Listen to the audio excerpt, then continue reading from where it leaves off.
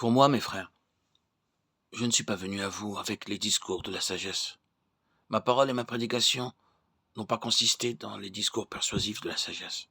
1 Corinthiens 2, 1, 4. L'apôtre vient de rappeler comment Dieu choisit ses instruments pour l'accomplissement de ses desseins dans le monde. Il choisit les choses qui, humainement parlant, sont folles pour confondre les sages, celles qui sont faibles aux yeux du monde, pour confondre les fortes. Il a choisi les plus méprisées, même celles qui ne sont point, pour anéantir celles qui y sont. Et pour moi, mes frères, continue l'apôtre, c'est ainsi que je me suis présenté à vous dépouillé de toute sagesse humaine, sans discours éloquent, faible, dans la crainte et un grand tremblement, pour vous annoncer le mystère de Dieu. Mais Dieu a rendu témoignage à ma prédication en l'accompagnant d'une démonstration d'esprit et de puissance. Une démonstration d'esprit, une explication d'en haut, un secours divin qui révèle le message.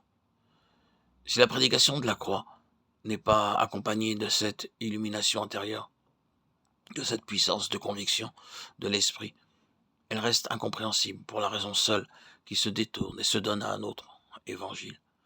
Quoiqu'il n'y ait pas d'autre bonne nouvelle, pas d'autre évangile. Ou bien il arrive aussi qu'une compréhension purement intellectuelle du message de la croix agit sur la conscience comme un anesthésique, un soporifique. Parfois enfin, hélas, la croix est maternisée.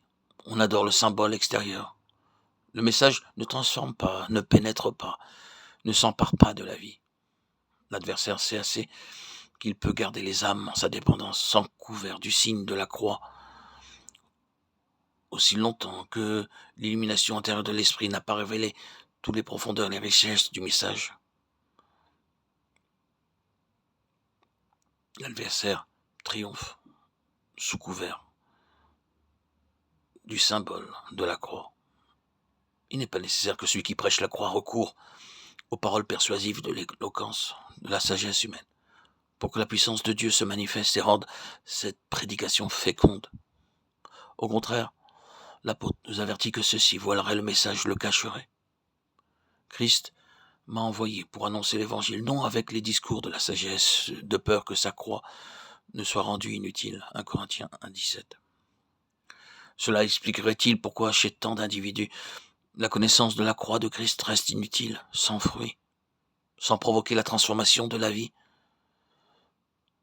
Le prédicateur peut rendre inutile la croix de Christ. Quelle redoutable responsabilité.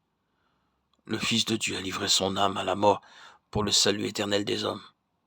Et ses messagers, ses serviteurs peuvent rendre son sacrifice inutile. Quelle pensée redoutable.